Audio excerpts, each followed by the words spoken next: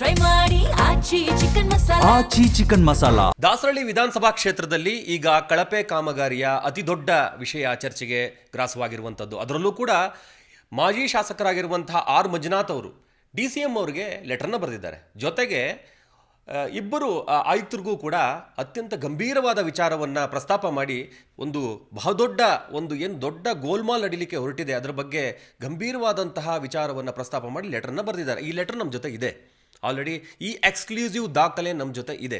ಇದಕ್ಕೆ ಸಂಬಂಧಪಟ್ಟಂತೆ ಖುದ್ದು ಮಾಹಿತಿನ ಕೊಡಲಿಕ್ಕೆ ಮಾಜಿ ಶಾಸಕರು ದಾಸರಳ್ಳಿ ಆರ್ ಮಂಜುನಾಥ್ ಅವರು ನಮ್ಮ ಜೊತೆ ಇದ್ದಾರೆ. ಅವ್ರನ್ನೇ ಕೇಳೋಣ. ಸರ್, ಈಗ ಈ 2 ಲೆಟರ್ಗಳನ್ನ ಬರೆದಿದ್ದು ಮತ್ತು DCMಗೆ ನೇರವಾಗಿ ಲೆಟರ್ನ ಬರೆದಿದ್ದೀರಿ. ಇಲ್ಲಿ ಒಂದು ದೊಡ್ಡ ಗೋಲ್ಮಾಲ್ ಅಂದರೆ ದುಡ್ಡನ್ನು ಹೊಡೆಯುವುದಕ್ಕೆ ಎಲ್ಲ ಸ್ಕೆಚ್ಚನ್ನು ಹಾಕಿದ್ದಾರೆ ಅನ್ನುವಂಥ ಗಂಭೀರವಾದ ಆರೋಪನ ಕೂಡ ಮಾಡಿದ್ರಿ. ಈ ಲೆಟರ್ನ ಯಾಕೆ ಬರೆದ್ರಿ ಸರ್? ಮತ್ತು ಇನ್ನೇನು ಈಗ ಇನ್ನೇನು ದುಡ್ಡು ಹೊಡೆಯೋದ್ರಲ್ಲಿ ಇನ್ನೇನಿದೆ? ಈಗ ಸರ್ಕಾರ ಏನು ಹೇಳಿದೆ, ನಮ್ಮ ರಸ್ತೆ ನಮ್ಮ ಕೈಪಿಡಿ ಅಂತ ಅವರು ಆದೇಶ ಹೊರಡಿಸಿದ್ದಾರೆ ಮಾನ್ಯ ಸರ್ಕಾರದವರು. ಅದರ ಪ್ರಕಾರ ಅದರಲ್ಲಿ ಏನಿದೆ, ಇವತ್ತು ಏನು ಅನುದಾನಗಳು ಇವತ್ತು ಏನು ಸರ್ಕಾರದಿಂದ ಕೊಟ್ಟಿದ್ದಾರೆ ಜೀವಕ್ಕೆ ಗ್ರ್ಯಾಂಟು, ಅದ್ರಾಗೆ ರಸ್ತೆಗಳು ಮತ್ತು ಫುಟ್ಪಾತ್ಗಳನ್ನ ತಗೊಂಡು ಎಲ್ಲೆಲ್ಲಿ ರೋಡ್ಗಳು ಹಾಳಾಗಿದ್ದಾವೋ ಅಲ್ಲಿ ಟಾರ್ ಹಾಕ್ಬೇಕು ಅಂತ ಇದೆ. ಇವರು ನಮ್ಮ ರಸ್ತೆ ನಮ್ಮ ಕೈಪಿಡಿ ಆದೇಶ ಅದ್ರಾಗೆ ಒಂದೇ 1% ಪಾಲನೆ ಮಾಡಿಲ್ಲ. ಇವರು ಡ್ರೈನ್ ತಗೊಂಡಿಲ್ಲ, ಫುಟ್ಪಾತ್ ತಗೊಂಡಿಲ್ಲ, ಎಲ್ಲಿ ರೋಡ್ಗಳು ಹಾಳಾಗ್ಯಾವೋ ಅಲ್ಲಿ ಮೆಟ್ಲಿಂಗ್ ಹಾಕ್ಸಿ ಅಲ್ಲಿ ಟಾರ್ ಹಾಕೋಂಥ ಕೆಲಸ ಒಂದೂ ಮಾಡಿಲ್ಲ. ಇವ್ರು ಯಾವುದು ಎಲ್ಲೆಲ್ಲಿ ಟಾರ್ ಚೆನ್ನಾಗದೋ ಅಲ್ಲಲ್ಲಿ ರೀಸರ್ಫೇಸಿಂಗ್ ಅಂತ ಮಾಡ್ಕೊಂಡವ್ರೆ. ಇಡೀ 67 ಕೋಟಿ ರೂಪಾಯಿನ ಇವತ್ತು ಎಲ್ಲನೂ ಗೋಲ್ಮಾಲ್ ಮಾಡ್ಕೊಂಡು ಎಲ್ಲ ಅಧಿಕಾರಿಗಳು ಶಾಮೀಲಾಗಿಬಿಟ್ಟು ಹಂಗೆ ತುರಾತುರಿಯಲ್ಲಿ ಯಾರಿಗೋ ಇವತ್ತು ಟೆಂಡರ್ ಮಾಡಿ ಕಳಿಸ್ಬಿಟ್ಟವ್ರೆ. ಈ ಅದೇ ವಿಚಾರ ನನಗೆ ಗೊತ್ತಾಗಿ ಪಾಪ ಕ್ಷೇತ್ರದಲ್ಲಿ ಅವಾಗ ನಾನು ಹಿಂದೆ ಇದ್ದಂಥ ಕಾಲದಲ್ಲಿ ಇದು ಹಲವಾರು ಬಾರಿ ಅದರ ಬಗ್ಗೆ ನಿಮ್ಮ ಮಾಧ್ಯಮದ ಮುಖಾಂತರ ಪ್ರಸ್ತಾಪ ಮಾಡಿದ್ದೀನಿ. ಹಿಂದೆ ನಾನು ದುಡ್ಡು ತಂದಾಗ ಎಲ್ಲೂ ಕೆಲಸ ಮಾಡೋಕ್ಕೆ ಬಿಡ್ದ ಇವತ್ತು ಹಾಳು ಮಾಡಿರು. ಅಟ್ಲೀಸ್ಟ್ ಈಗಾದರೂ ಈ ಸರ್ಕಾರದಲ್ಲಿ ಕೆಲಸ ಮಾಡಿಸ್ಬೇಕು ಅಂತ ನಾವು ಇದಿಷ್ಟೊಂದು ಬೆಳಗಿನ ರಾತ್ರಿವರೆಗೂ ಇವತ್ತೆಲ್ಲ ಫಾಲೋಅಪ್ ಮಾಡಿ ಈ ಕ್ಷೇತ್ರಕ್ಕೆ ಏನಾದರೂ ಒಂದು ಒಳ್ಳೇದಾಗಬೇಕು ಅಂತ ನಾನು ಮಾಡ್ತಾಯಿದ್ರೆ ಈ ದುಡ್ಡನ್ನ ಇವತ್ತು ಎಲ್ಲ ಇದಕ್ಕೆ ಅಂದ್ಬಿಟ್ಟು ಕ್ಷೇತ್ರಕ್ಕೆ 25 ಲಕ್ಷ ಕೊಟ್ಟರು. ನಾನು ಇನ್ನೂ ಎಕ್ಸ್ಟ್ರಾ 43 ಕೋಟಿ ರೂಪಾಯಿ 25 ಕೋಟಿ ಕೊಟ್ಟಿದ್ರು. ಇನ್ನೂ ಜೊತೆಗೆ 43 ಕೋಟಿ ಎಕ್ಸ್ಟ್ರಾ ತಗೊಂಬಂದು ಈ ಫುಟ್ಪಾತ್ಗಳೆಲ್ಲ ಮಾಡ್ಸೋಣ, ರೋಡ್ಗಳು ಡ್ರೈನ್ಗಳು ಮಾಡ್ತಾನೆ ಅಂತ ನಾನು ಮಾಡಿದರೆ ಇವರು ಯಾವುದೂ ಮಾಡ್ತಾಯಿಲ್ಲ. ಓನ್ಲಿ ರೀಸರ್ಫೇಸಿಂಗು, ಎಲ್ಲೆಲ್ಲಿ ಟಾರೋದೋ ಅಲ್ಲೆಲ್ಲಿ ಬೇಕಾದಷ್ಟಿದೆ. ಅದಕ್ಕೆ ಇದನ್ನು ನಾನು ಮಾನ್ಯ ಇಬ್ಬರು ಆಯುಕ್ತರಿಗೆ, ವೆಸ್ಟು ನಾರ್ತು 2 ಆಯುಕ್ತರು ಮತ್ತು ಮುಖ್ಯ ಆಯುಕ್ತರು ಮಾನ್ಯ ಉಪಮುಖ್ಯಮಂತ್ರಿಗೂ ಗಮನಕ್ಕೂ ತಂದಿದ್ದೀನಿ. ತಕ್ಷಣ ಇದು ರದ್ದು ಮಾಡಬೇಕು. ಎಲ್ಲೆಲ್ಲಿ ರೋಡ್ ಹಾಳಾಗಿದೆ ಅದನ್ನು ಮೊದಲು ತಗೊಂಬೇಕು, ಎಲ್ಲೆಲ್ಲಿ ಫುಟ್ಪಾತ್ಗಳವೆ, ಎಲ್ಲೆಲ್ಲಿ ಡ್ರೈನ್ಗಳಿದ್ದಾವೆ, ಮಳೆ ಬಂದರೆ ರಸ್ತೆಗೆ ನೀರು ಹೋಗಬಾರ್ದು, ಡ್ರೈನ್ಗೆ ಹೋಗ್ಬೇಕು ಅನ್ನೋ ಉದ್ದೇಶ ಇಟ್ಕೊಂಡು ನಾನು ಲೆಟ್ರ್ ಬರ್ತಿದ್ದೀನಿ. ಅದೇನಾದರೂ ಇದನ್ನು ಸರಿಯಾಗಿ ಇದನ್ನು ತಂದು ತಿದ್ದುಪಡಿ ಮಾಡಿ ಕೆಲಸ ಮಾಡಿಲ್ಲ ಅಂದರೆ ನಾನು ಕೆಲಸ ಮಾಡೋಕ್ಕೆ ಬಿಡೋದಿಲ್ಲ. ಸರ್, ಈಗ ಮುಖ್ಯವಾಗಿ ತಮ್ಮ ಕೈಯಲ್ಲಿ ಡಾಕ್ಯುಮೆಂಟ್ ಇದೆ. ನೀವೇನು ಡಾಕ್ಯುಮೆಂಟ್ ವಿತೌಟ್ ಡಾಕ್ಯುಮೆಂಟ್ ತಾವು ಮಾತಾಡ್ತಾ ಇಲ್ಲ, ಎಲ್ಲ ಡಾಕ್ಯುಮೆಂಟ್ ಪ್ರಕಾರನೇ ಮಾತಾಡ್ತಿದ್ದೀರಾ. ತಾವು ಹೇಳ್ತಿರೋಂಥ ವಿಚಾರದಲ್ಲಿ ಈಗೇನು ದುಡ್ಡು ಬಂದಿದೆ 67 ಕೋಟಿಗಳಿಗೆ ಇವರು ಯಾವ ರೀತಿಯಾಗಿ ಟೆಂಡರ್ನ ಮಾಡಿದ್ದಾರೆ, ತಮ್ಮ ಕೈನಲ್ಲಿ ಇದೆ. ಅದು ಟೆಂಡರ್ ಯಾವ ರೀತಿ ಕರೆದಿದ್ದಾರೆ, ಯಾವ ಥರ ಟೆಂಡರ್ ಕರೆದಿದ್ದಾರೆ, ಅದನ್ನೇ ನಾನು ಹೇಳ್ತಾ ಇರೋದು. ಇವರು ನಮ್ಮ ರಸ್ತೆ ನಮ್ಮ ಕೈಪಿಡಿನ ಪಾಲನೆ ಮಾಡಿಲ್ಲ. ಅದನ್ನೇ ನಾನು ಮುಖ್ಯ ಉದ್ದೇಶ ಇಟ್ಕೊಂಡು ನನಗೆ ಕ್ಷೇತ್ರದಲ್ಲಿ ಇವತ್ತು ಭಾಳ ಹಾಳಾಗಿರೋ ರಸ್ತೆಗಳು ಮೊದಲೇ ಕೈ ಎತ್ಕೊಬೇಕು ಅನ್ನೋದಕ್ಕೋಸ್ಕರನೇ ನಾನು ಮಾಡಿರೋದು. ಅದು ಟೆಂಡ್ರು ಪಂಡ್ರದ್ದು ಮುಂದೆ ನಾನು ಹೇಳ್ತೀನಿ.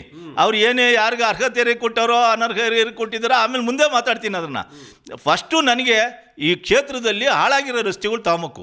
ಹಿಂದೆ ಈಗ ಅವ ಡ್ರೈನ್ ಮಾಡೋಕ್ಕೆ ನನಗೆ ಹಿಂದೆ ಇದ್ದಾಗ ಎಲ್ಲೂ ನನಗೆ ಕೆಲಸ ಮಾಡೋಕ್ಕೆ ಹಾಳು ಮಾಡಿಬಿಟ್ರು ಈ ಕ್ಷೇತ್ರದಲ್ಲಿ. ಈಗ ಮಾಡಿ ಜನಗಳಿಗೆ ಮಾಡಿಕೊಡ್ಬೇಕು ಅಂತ ನಾನು 24x7 ಕ್ಷೇತ್ರ ಜನಗಳ ಜೊತೆಗಿದ್ದೀನಿ. ನಾನು ಇವತ್ತು ಈ ಕ್ಷೇತ್ರದ ಜನ ಜೊತೆಗೆ ಕೆಲಸ ಆಗಬೇಕು. 24 ಗಂಟೆ ನಾನು ಜನಗಳ ಜೊತೆಗಿದ್ದೀನಿ. ಆ ಕೆಲಸ ಆಗ್ಬೇಕು, ನಂಗೆ ಡ್ರೈನ್ಗಳು ಆಗ್ಬೇಕು, ಫುಟ್ಪಾತ್ ಆಗ್ಬೇಕು, ಕಲ್ವಟ್ಟು ಆಗ್ಬೇಕು. ಅದು ಬಿಟ್ಬಿಟ್ಟು ಇವತ್ತು ಎಷ್ಟು ದುಡ್ಡು ಅನುದಾನಗಳು ಕೊಟ್ಟವ್ರು ಗೊತ್ತಾ? ಇವತ್ತು ಮಾನ್ಯ ಉಪಮುಖ್ಯಮಂತ್ರಿ ಬಂದಾದಮೇಲೆ ಇವತ್ತು ಇದು ಮೇಜರ್ ರೋಡ್ಗಳು ಎಲ್ಲ ರೋಡ್ಗಳು 20 ಕೋಟಿ ಒಂದು ಸಲ ಕೊಟ್ಟರು, 20 ಕೋಟಿ ಇನ್ನೊಂದು 20 ಕೋಟಿ 2 ಸಲ ಕೊಟ್ಟರು, 10 ಕೋಟಿ ಒಂದು ಕೊಟ್ಟರು. ಆಮೇಲೆ ಇದಲ್ದನೇ ಹಿಂದೆ ನಾನು ತಂದಿದ್ದ ಹಣ ಇನ್ನು 340 ಕೋಟಿ ರೂಪಾಯಿ ಇವತ್ತು ಕೆಲಸ ಇವತ್ತು ಇವ್ರು ಮಾಡ್ಕೊಂಡಿದ್ದಾರೆ. ನಾನು ತಂದಿದ್ದು ಹಿಂದೆ ಹಣ ತಂದಿದ್ದು ಹೆಂಗೆ ತಂದೆ ಅಂತ ಕ್ಷೇತ್ರ ಜನಗಳಿಗೆ ಗೊತ್ತು, ಅದಕ್ಕೆ ನನಗೆ ಗೊತ್ತದು, ಭಗವಂತನಿಗೆ ಗೊತ್ತದು ಅಂತ ಅಷ್ಟು ಕಷ್ಟ ಬಿದ್ದು ನಾವು ತಗೊಂಬಂದಿದ್ದು. ಅದನ್ನೆಲ್ಲ ಅವಾಗೆಲ್ಲ ತಡೆ ಹಿಡಿದ್ರು ಇವರು ಗೆದ್ರು, ಆಯ್ತು ಮಾಡ್ಕೊಳ್ಳಿ, ನನಗೆ ಜನಗಳಿಗೆ ಕೆಲಸ ಆಗಬೇಕು. ಅದಲ್ದನೆ ಇದ್ರೂ ನಾನು ಎಲ್ಲೆಲ್ಲಿ ಟಾರ್ ಹಾಕಿಬಿಟ್ಟಿದ್ನೋ ಆ ಟಾರ್ ಮೇಲೆ ಇವತ್ತು ರೀಸರ್ಫೇಸ್ ಮಾಡೋಕ್ಕೆ ಮಾಡ್ತಾವ್ರೆ. ಅದಾಗಬಾರ್ದು ಅನ್ನೋದು ನನ್ನ ಉದ್ದೇಶ. ಅದಕ್ಕೆ ಮಾನ್ಯ ಉಪಮುಖ್ಯಮಂತ್ರಿಗೆ ಮಾನ್ಯ ಅಧಿಕಾರಿಗಳಿಗೆ ನಾನು ಪತ್ರಗಳು ಬರೆದಿದ್ದೀನಿ. ಸರ್, ಈಗ ಯಾಕೆ ನಿಮ್ಮ ಕ್ಷೇತ್ರದ ಜನರ ಮೇಲೆ ಇಷ್ಟಕ್ಕೊಂದು ಒಲವು ನಿಮಗೆ? ಯಾಕಂತಂದರೆ ತಮ್ಮನ್ನ ಕ್ಷೇತ್ರದ ಜನ ಸೋಲಿಸಿದ್ದಾರೆ, ಆದರೂ ಕೂಡ ಆ ಕ್ಷೇತ್ರದ ಜನರಿಗೋಸ್ಕರ ಲೆಟ್ರ್ ಬರೀತೀರಿ, ಹೋರಾಟ ಮಾಡ್ತಿದ್ದೀರಿ, ಮುಖ್ಯಮಂತ್ರಿಗಳ ಮನೆಗಳಿಗೆ ಹೋಗಿ ದಿನಗಟ್ಟಲೆ ಕಾಯ್ಕೊಂಡು ಅಲ್ಲಿ ಸರ್ಕಾರದ ದುಡ್ಡನ್ನು, ತಾವು ಅಧಿಕಾರದಲ್ಲಿಲ್ಲ ಆದರೂ ಕೂಡ ಸರ್ಕಾರ ದುಡ್ಡನ್ನು ತಂದು ಇವತ್ತು ಜನಸಾಮಾನ್ಯರಿಗೆ ಕೆಲಸ ಆಗಲಿ ಅಂತ ತರ್ತಾ ಇದ್ದೀರಿ. ಯಾಕೆ ಯಾಕೆ ಯಾಕೆ ಅಷ್ಟೊಂದು ನಿಮಗೆ ಪ್ರೀತಿ ಅಂತ ಜನ? ಕ್ಷೇತ್ರದ ಜನ ಒಲವು ಅಂತಂದರೆ ಕ್ಷೇತ್ರ ಇವತ್ತೂ ಅದೇ ಪ್ರೀತಿ ವಿಶ್ವಾಸದವರೇ ಅವತ್ತು ಇದ್ದಾರೆ. ಅವತ್ತು ನಾನು ಕೈ ಬಿಟ್ಟಿಲ್ಲ. ನಾನಾಗಿ ನಾನೊಂಚೂರು ಎಡ್ಕೊಂಡಿದ್ದೀನಿ ನೋಡಿ. ನಾನು ಕೆಲಸ ಮಾಡಿದ್ದೆ, ನ್ಯಾಯವಾಗಿ ಇದು ಹಾಕ್ಬೇಕು ಅಂತ ಮಾಡ್ದೆ. ಇವತ್ತು ಬೇರೆ ಥರ ಈ ಕೆಲವ್ರಿಗೆ ಪಾಪ ಬಡವರು ಇರ್ತಾರೆ, ಆ ಮುಖಾಂತರ ಏನೇನೋ ಮಾಡ್ಕೊಂಡು ಹೇಳೋದು ಬೇಡ. ಈಗ ಕ್ಷೇತ್ರ ಜನಕ್ಕೆ ಗೊತ್ತು. ನನಗೆ ಈ ದಾಸರಳ್ಳಿ ವಿಧಾನಸಭಾ ಕ್ಷೇತ್ರ ನನ್ನ ಕೇಳೋಕ್ಕಿಂತ ನೀವು ಪಬ್ಲಿಕ್ ಹೋಗಿ ಕೇಳಿದ್ರೆ ಹೇಳ್ತಾರೆ. ಈ ಕ್ಷೇತ್ರದಲ್ಲಿ ಇವತ್ತು ನಾನು ನಿಮ್ಮ ಮುಖ್ಯನ ಹೇಳೋದಿಷ್ಟೇ, ಇವತ್ತು ಇಡೀ ಕ್ಷೇತ್ರಕ್ಕೆ ಇವತ್ತು ವೆಸ್ಟು ಅಂದರೆ ಈ ರೋಡ್ನ ಆಚೆ ಕಡೆಗೆ ಚೊಕ್ಸಂದ್ರಿಂದ ಹಿಡಿದು ಸುಂಕದಕಟ್ಟೆವರೆಗೂ ಹೆಚ್ಚು ಕಮ್ಮಿ ಅಲ್ಲೂ 30-35 ಕೋಟಿ ರೂಪಾಯಿ ಟೆಂಡ್ರ್ ಕರೆದವ್ರೆ. ಇವತ್ತು ಈ ಕ್ಷೇತ್ರದಲ್ಲಿ ನೀವು ದಯಮಾಡಿ ಹೇಳ್ತಾ ಇದ್ದೀನಿ, ನಾನು ಇವತ್ತು ನಾನು ಅಧಿಕಾರದಾಗ ಇಲ್ದಿದ್ರು ಕೂಡ ಇವತ್ತು ಕೆಲಸ ಆಗಬೇಕು ಅಂತ ಹಗಲು ರಾತ್ರಿ ಹೋರಾಟ ಮಾಡ್ತಾಯಿದ್ದೀನಿ. ಕೆಲಸ ಟೆಂಡ್ರ್ ಕರೆದರೆ ಆಗ್ತದೆ. ತಾವು ಏನಾನ ವಿಚಾರ ಇದ್ದರೆ ನನ್ನ ಗಮನಕ್ಕೆ ತರಬೇಕು ಅನ್ನೋದು ಈ ಮುಖ್ಯನ ಹೇಳೋಕ್ಕೆ ಇಷ್ಟಪಡ್ತಾ ಇದ್ದೀನಿ. ಮತ್ತು ರೋಡ್ ನೀಚೆ ಈ ಕಡೆ ದಾಸಹಳ್ಳಿಯಿಂದ ಹಿಡಿದು ಸುಂಕದಕಟ್ಟೆ ದಾಸಹಳ್ಳಿಯಿಂದ ಹಿಡಿದು ಹಬ್ಬಿಗೆರೆವರೆಗೂ, ಈ ಕಡೆ ಬಗಳುಗುಂಟೆ, ಈ ಕಡೆ ಇದು ಯಾವುದು ಕಮ್ಮಂಡಳ್ಳಿ, ಈ ಭಾಗಕ್ಕೆಲ್ಲನೂ 43 ಕೋಟಿ ಇವತ್ತು ಟೆಂಡ್ರ್ ಕರೆದಿರೋದು. ಈಗ ಇದನ್ನು ಎಲ್ಲ ಕೆಲಸಗಳು ಆಗ್ತವೆ. ಯಾವ್ಯಾವ ಏರಿಯಾ ಕೆಲಸ ಎಲ್ಲೆಲ್ಲಿ ಆಗಿದ್ದೇವೆ ಅಂತ ನಾನು ಮುಂದಿನ ದಿನಗಳಲ್ಲಿ ಮುಂದಿನ ವಾರದಾಗ ಎಲ್ಲ ಬಿಡುಗಡೆ ಮಾಡ್ತೀನಿ. ಯಾವ್ಯಾವ ರೋಡ್ ತಗೊಂಡಿದ್ದಾರೆ, ಏನೇನು ಮಾಡ್ತಾರೆ, ಏನೇನು ಡಬಲ್ ಟಾರ್ ಮೇಲೆ ಟಾರ್ ಹಾಕ್ತಾರೆ, ಎಲ್ಲ ಮುಂದಿನ ವಾರದಲ್ಲಿ ಬಿಡುಗಡೆ ಮಾಡ್ತೀನಿ. ಆದ್ದರಿಂದ ದಯಮಾಡಿ ಕ್ಷೇತ್ರದ ಜನ ನೀವು ಏನೇ ಇದಾಗಬೇಕಲ್ಲ, ಎಲ್ಲೂ ಯಾವುದೇ ರೋಡು 1 ಇಂಚು ಬಿಡ್ದಂಗೆ ಟಾರ್ ಆಗ್ತದೆ ಅಂತ ನಾನು, ಏಕೆಂದರೆ ನಾನು ಇವತ್ತು ಇಲ್ದಿದ್ರು ಕೂಡ ಕ್ಷೇತ್ರಕ್ಕೆ ಕೆಲಸ ಮಾಡಿಸ್ಬೇಕು ಅಂತ ನಾನು ಹಗಲು ರಾತ್ರಿ ನಿಂತು ಮಾಡ್ತಾಯಿದ್ದೀನಿ.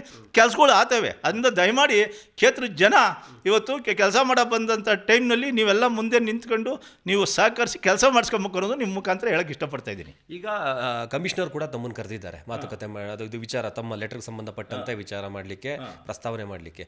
ಒಂದು ವೇಳೆ ತಾವು ಹೇಳಿರುವಂಥ ವಿಚಾರಗಳನ್ನು ತಿದ್ದುಪಡಿ ಮಾಡಿಕೊಳ್ಳಿಲ್ಲ, ಅದೇ ಥರ ರೋಡ್ ಮೇಲೆ ರೋಡ್ ಹಾಕುವಂಥದ್ದು ಅದನ್ನು ಮಾಡಕ್ಕೆ ಹೊರಟ್ರೆ ತಮ್ಮ ಹೋರಾಟ ಯಾವ ರೀತಿ? ಇಲ್ಲ, ಅಧಿಕಾರಿಗಳು ಯಾವುದೇ ಕಾರಣಕ್ಕೂ ಅವ್ರ ಗಮನಕ್ಕೆ ಬಂದಿಲ್ಲ. ಇಂಜಿನಿಯರ್ಗಳು ಇವು ರಾಜಕೀಯದವ್ರು ಇವನ್ನ ಸೇರ್ಕೊಂಡು ಮಾಡಿರೋದು, ಆದ್ದರಿಂದ ಅವ್ರ ಗಮನಕ್ಕೆ ಹೋಗಿದೆ.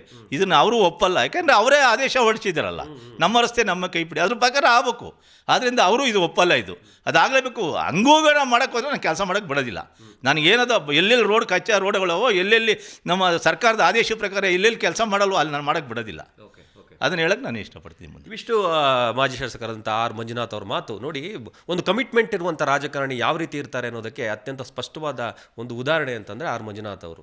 ಅಧಿಕಾರ ಇರಲಿ, ಅಧಿಕಾರ ಇಲ್ಲದೇ ಇರಲಿ, ಜನಸಾಮಾನ್ಯರಿಗೋಸ್ಕರ ಸದಾ ಹೋರಾಟ ಮಾಡಲಿಕ್ಕೆ, ಜನರಿಗೋಸ್ಕರ ಒಂದು ಹೋರಾಟವನ್ನು ಮಾಡ್ತೇನೆ. ಯಾವುದೇ ಕಾರಣಕ್ಕೂ ಕಳಪೆ ಕಾಮಗಾರಿ ಆಗಲಿ ಅಥವಾ ದುಡ್ಡು ಹೊಡೆಯುವಂಥ ಸ್ಕೀಮ್ಗಳಿಗೆ ನಾನು ಅವಕಾಶ ಮಾಡಿಕೊಡೋದಿಲ್ಲ. ಒಂದು ವೇಳೆ ಆ ಥರ ಏನಾರು ಮಾಡೋಕ್ಕೋದ್ರೆ ನಾನು ರಸ್ತೆ ತಡೆ ಏನು ಮಾಡಬೇಕಾಗ್ತದೆ, ರಸ್ತೆಯಲ್ಲಿ ಕೂತ್ಕೊಂಡು ಒಂದು ಹೋರಾಟವನ್ನು ಮಾಡ್ತೀವಿ ಅನ್ನೋ ಎಚ್ಚರಿಕೆಯನ್ನು ಕೂಡ ಕೊಟ್ಟಿದ್ದಾರೆ. ಈಗಾಗಲೇ ಕಮಿಷನರ್ ಅವರ ಗಮನಕ್ಕೂ ಕೂಡ, ಚೀಫ್ ಕಮಿಷನರ್ ಮಹೇಶ್ವರ ಅವರ ಗಮನಕ್ಕೂ ಕೂಡ ಈ ವಿಚಾರ ಪ್ರಸ್ತಾವನೆ, ಈ ವಿಚಾರ ಗೊತ್ತಾಗಿರುವಂಥದ್ದು. ಈ ಹಿನ್ನೆಲೆಯಲ್ಲಿ ಯಾವ ರೀತಿ ಅವರು ಕ್ರಮ ಕೈಗೊಳ್ತಾರೆ, ಈ ರೀತಿಯಾಗಿ ರೋಡ್ ಮೇಲೆ ರೋಡ್ ಹಾಕಿ ದುಡ್ಡು ಹೊಡೆಯುವಂಥ ಈ ಸ್ಕೀಮ್ನ ತಪ್ಪಿಸ್ತಾರೆ ಅನ್ನೋದನ್ನು ನಾವು ಕಾದು ನೋಡಬೇಕಾಗತ್ತೆ. ಕ್ಯಾಮ್ರಾ ಪರ್ಸನ್ ಗುಡಿಗೇರಿಯವ್ರ ಜೊತೆ ಪ್ರಸನ್ನ, ಜಿ ಕನ್ನಡ ನ್ಯೂಸ್, ಬೆಂಗಳೂರು.